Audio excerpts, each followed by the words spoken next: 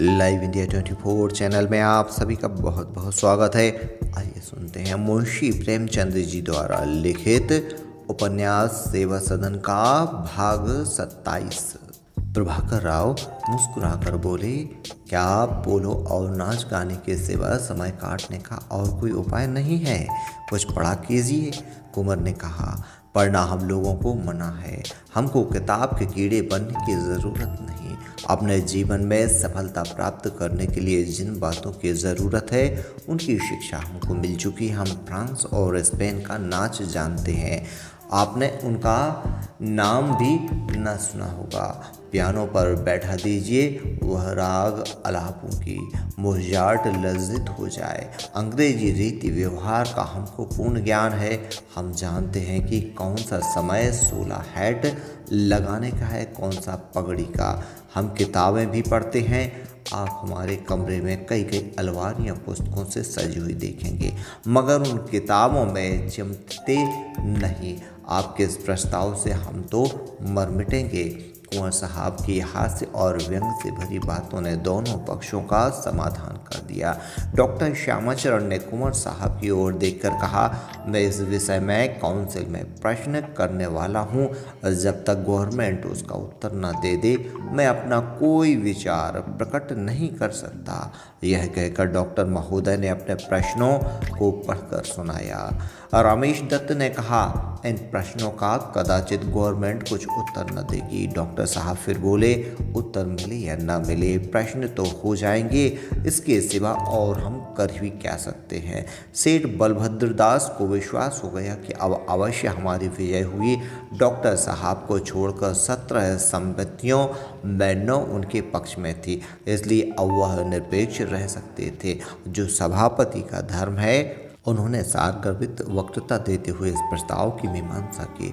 उन्होंने कहा, सामाजिक विप्लव पर मेरा विश्वास नहीं है। मेरा विचार है कि समाज को जिस सुधार की आवश्यकता होती है वह स्वयं कर लिया करता है। विदेश यात्रा, जाति पाति में भेद, खान पान के निरतक बंधन, सब के सब समय के प्रवाह के सामने सिर झुकाते चले जाते हैं। इस विषय में समाज को स्वच्छंद रखना चाहता हूँ। जिस समय जनता एक स्वर में कहेगी कि हम वेश्याओं को चौक में नहीं देखना चाहते, तो संसार में ऐसी कौन सी शक्ति है जो उसकी बात को अनसुनी कर सके। अंत में सेठ जी ने बड़े भावपूर्ण स्वर में ये शब्द कहे, हमको अपने संगीत पर गर्व है। जो लोग इटली और फ्रांस के संगीत से परिचित हैं वे भी भारतीय गान के भाव, रस और आनंदमय शक्ति के कायल हैं, किंतु काल की गति वही संस्था जिसकी जड़ खोदने पर हमारे कुछ सुधारक तुले हुए हैं, इस स्वर्गीय धन की अध्यक्षिणी बनी हुई है। क्या आप इस संस्था का सर्वनाश करके अपने पूर्वजों के अमूल्य धन को इस निर्दयता से धूल में मिला देंगे?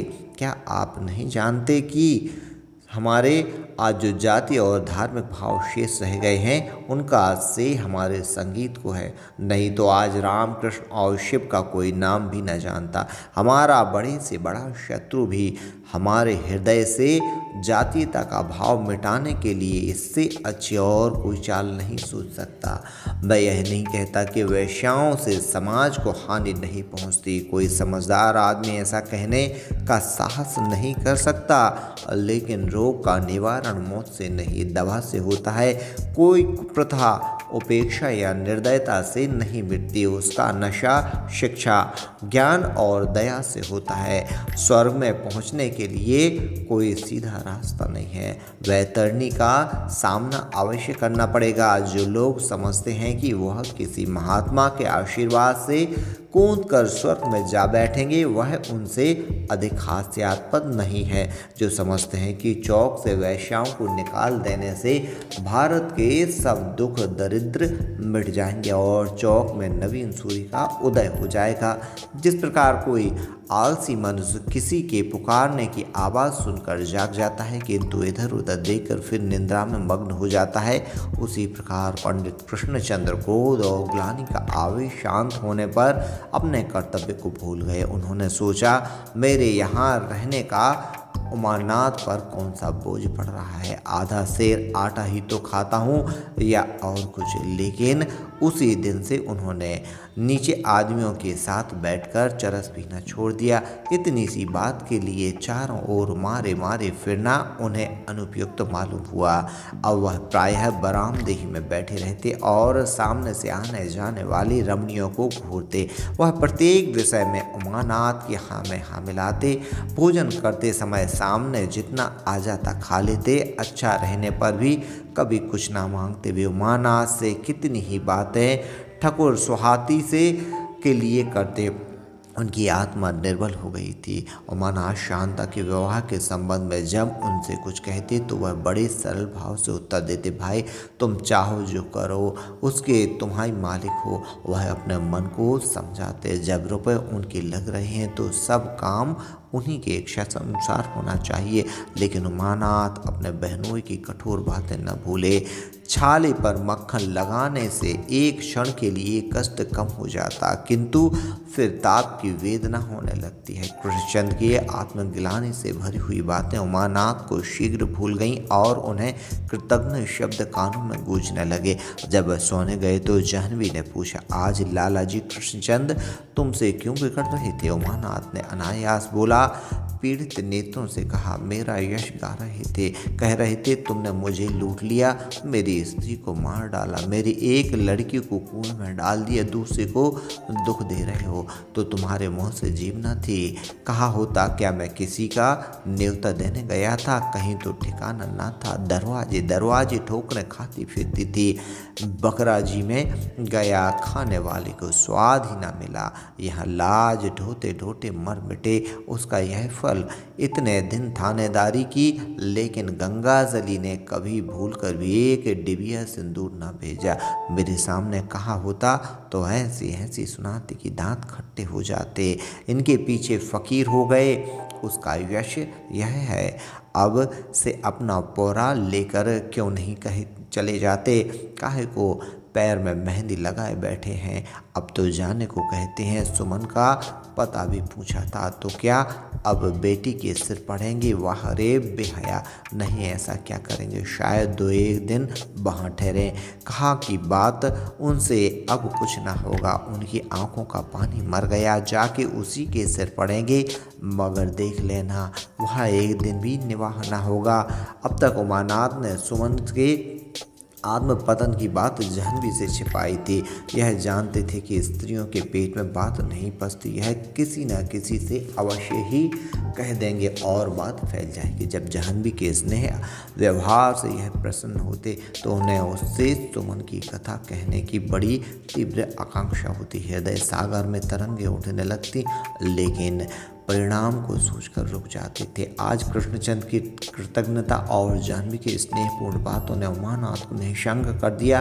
पेट में बात न रुक सके। जैसे ही किसी नाली में रुकी हुई वस्तु भीतर से पानी का बहाव पाकर बाहर निकल पड़े, उन्होंने जाह्नवी की सारी कथा बयान कर दी। जब रात को उनकी नींद खुली तो उसने अपनी भूल दिखाई दी, पर तीर कमान से निकल चुका था। जाह्नवी ने अपने पति को वचन दिया तो था कि यह बात किसी से ना कहूँगी, पर अपने हृदय पर एक बोझ सा रखा हुआ मालूम होता था। उसका किसी काम में मन न लगता था। वह उमानाथ पर झुंझलाती थी कि कहाँ से उन्होंने मुझे यह बात कही। उसे सुमन से घृणा न थी, क्रोध न था, केवल एक कौतूहलजनक बात कहने को मानव हृदय की मीमांसा करने की सामग्री मिलती थी। स्त्री शिक्षा के विरोध में कौन अच्छा प्रमाण हाथ आ गया। जाह्नवी इस आनंद से अपने को बहुत दिनों तक वंचित न रख सकी। यह असंभव था।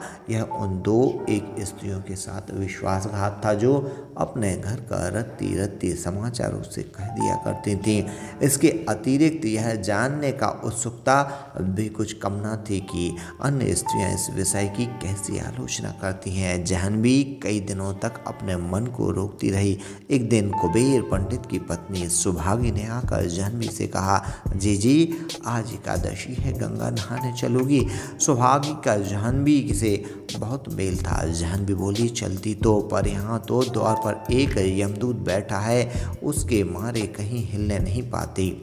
सुहागी ने कहा, बहन इसकी बातें तुमसे क्या कहूँ, लाश आती है, मेरे घर वाले सुन ले तो सिर काटने पर उतारू हो जाएं। कल मेरी बड़ी लड़की को सुना सुनाकर न जाने कौन कवित्त पढ़ रहे थे। आज सवेरे मैंने दोनों को कुएं पर हंसते देखा। बहन, तुमसे कौन पर्दा है? कोई बात हो जाएगी तो सारी बिरादरी की नाक न कट जाएगी। यह बूढ़े हुए, इन्हें ऐसा चाहिए। मेरी लड़की सुमन से 2-1 साल बड़ी होगी और क्या। भला साली होती तो एक बात थी, वह तो उनकी भी बेटी ही होती है। उनको इतना भी विचार नहीं, कहीं पंडित सुन लें तो खून खराबा हो जाए। तुमसे कहती हूँ किसी तरह आड़ में बुलाकर उन्हें समझा दो। अब जाह्नवी से न रहा गया। उसने सुमन का सारा चरित्र खूब नमक मिर्च लगाकर सुभागी से बयान किया। जब कोई हमसे उसका भेद खोल देता है तो हम उससे अपना भेद गुप्त नहीं रख सकते। दूसरे ही दिन कुबेर पंडित ने अपनी लड़की को ससुराल भेज दिया और मन में निश्चय किया कि इस अपमान का बदला अवश्य लूंगा। सदन के विवाह का दिन आ गया। चुनार से बारात अमूली चली। उसकी तैयारियों का वर्णन करना व्यर्थ है। जैसी कि अन्य बारातें होती हैं वैसी ही यह भी थी। वैभव और दृढ़ता का अत्यंत करुणादायक दृश्य था। पालकियों पर कारचोबी के पर्दे पड़े हुए थे, लेकिन कराहों की वर्दियां फटी हुई बेडौल थीं। गंगा जमुना सोटे और बल्लम फटे हाल मजदूरों के हाथों में बिल्कुल शोभा नहीं दे रहे थे। अमूला यहाँ से कोई 10 कोस था। रास्ते में एक नदी पड़ती थी। बारात नावों पर उतरी। मल्हारों से खेवे के लिए घंटों से मग्न हुआ। तब कहीं जाकर उन्होंने नावें खोली। मदन सिंह ने बिगड़ कर कहा, ना हुए तुम लोग हमारे गांव में, नहीं तो इतनी बेगार लेता कि याद करते। लेकिन पद्म सिंह मल्लाहों की इस ढिठाई पर मन में प्रसन्न थे। उन्हें इसमें मल्लाहों का सच्चा प्रेम दिखाई देता था। संध्या समय बारात अमूला पहुंची। पद्म सिंह के मोहर्रे ने वहां पहले से ही शामियाना खड़ा कर दिया था। छोलदारियां भी लगी हुई थी। शामियाना झाड़, फानूस और हंडियों से सुसज्जित था। कारचोबी, मसनंद, गावत किए और इत्रदान आदि अपने अपने स्थान पर रखे हुए थे। धूम की नाच के कई डेरे आए थे। द्वार पूजा हुई। उमानाथ कंधे पर एक अंगूछा डाले हुए बारात का स्वागत करते थे। गांव की स्त्रियां दालान में खड़ी मंगलाचरण गाती। बाराती लोग यह देखने की चेष्टा कर रहे थे कि इनमें कौन सबसे सुंदर है। स्त्रियां भी मुस्कुरा मुस्कुरा कर उन पर न्यारों की कटार चला रही थी। जाह्नवी उदास थी। वह मन में सोच रही थी कि यह कब मेरी चंद्रा को मिलता तो अच्छा होता। सुभागी यह जानने के लिए उत्सुक थी कि समधी कौन है। कृष्णचंद सदन के चारों की पूजा कर रहे थे और मन में शंका कर रहे थे कि यह कौन सा उल्टा रिवाज है। मदन से ध्यान से देख रहे थे कि थाल में कितने रुपए हैं। बारात जानवासी को चली। रसद का सामान बंटने लगा। चारों ओर कोलाहल होने लगा। कोई कहता था मुझे घी कम मिला, कोई गुहार लगाता था कि मुझे उपले नहीं दिए गए। लाला बैजनाथ शराब के लिए जिद कर रहे थे। सामान बढ़ चुका तो लोगों ने उपले जलाए और हांडियां चढ़ाई। धुएं से गैस का प्रकाश पीला पड़ गया। सदन मसनद लगाकर बैठा। महफिल सज गई। काशी के संगीत समाज ने श्याम कल्याण की धुन छेड़ी। सहस्त्रों मनुष्य शामियाने के चारों ओर खड़े थे। कुछ लोग मिर्जई पहने पगड़ी बांधे फर्श पर बैठे थे। लोग एक दूसरे से पूछते कि डेरी कहाँ है। कोई इस छोलदारी में झांकता था, कोई उस छोलदारी में, और कुतूहल से कहता था कैसी बारात है कि एक डेरा भी नहीं, कहाँ के कंगाले हैं। यह बड़ा सा शामियाना काहे को खड़ा कर दिया। मदन से ये बातें सुन सुन कर मन में पद्म सिंह के ऊपर कुबड़ा रहे थे और पद्म सिंह लज्जा और भय के मारे उनके सामने न आ सकते थे। इतने में लोगों ने शामियाने पर पत्थर फेंकना शुरू कर दिया। लाला बैजनाथ उठकर छोलदारी से भागे। कुछ लोग उपद्रवियों को गालियां देने लगे। एक हलचल सी मच गई। कोई इधर भागता, कोई उधर, कोई गाली बकता था, कोई मारपीट करने पर उतारू था। अकस्मात एक दीर्घकाल पुरुष सिर मुड़ाए, भस्म रमाए, हाथ में एक त्रिशूल लिए आकर महफिल में खड़ा हो गया। उसके लाल नेत्र दीपक के समान जल रहे थे और मुखमंडल में प्रतिभा की ज्योति स्फुटित हो रही थी। महफिल में सन्नाटा छा गया। सब लोग आंखें फाड़ फाड़ कर महात्मा की ओर ताकने लगे। यह साधु कौन है, कहाँ से आ गया? साधु के त्रिशूल ऊंचा किया और तिरस्कारपूर्ण स्वर में बोला, हाँ शोक, यहाँ कोई नाच नहीं, कोई वेश्या नहीं, सब बाबा लोग उदास बैठे हैं। श्याम कल्याण की धुन कैसी है, पर कोई नहीं सुनता, किसी के कान नहीं। सब लोग वेश्या का नाच देखना चाहते हैं। या तो उन्हें नाच दिखाओ या अपने सर तोड़वाओ। चलो मैं नाच दिखाऊं। देवताओं का नाच देखना चाहते हो? देखो सामने वृक्ष की पत्तियों पर निर्मल चंद्र की किरणें कैसे नाच रही हैं। देखो तालाब में कमल के फूल पर पानी की बूंदें कैसे नाच रही हैं। जंगल में जाकर देखो मोर पर फैलाए कैसे नाच रहा है। क्यों यह देवताओं का नाच पसंद नहीं है? अच्छा चलो पिशाचों का नाच दिखाऊं। तुम्हारा पड़ोसी दृढ़ किसान जमींदार के जूते खाकर कैसा नाच रहा है। तुम्हारे भाइयों के अनाथ बालक क्षुधा से बावले होकर कैसे नाच रहे हैं। अपने घर में देखो विधवा के अनाथ बालक क्षुधा से बावले होकर कैसे नाच रहे हैं। अपने घर में देखो विधवा आवाज की आंखों में शोक और वेदना के आंसू कैसे नाच रहे हैं। क्या यह नाच देखना पसंद नहीं? तो अपने मन को देखो, कपट और छल कैसा नाच रहा है।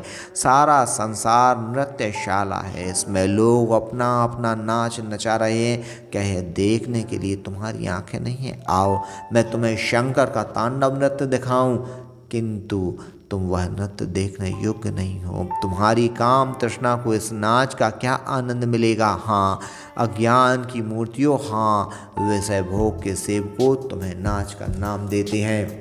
लज्जा नहीं आती?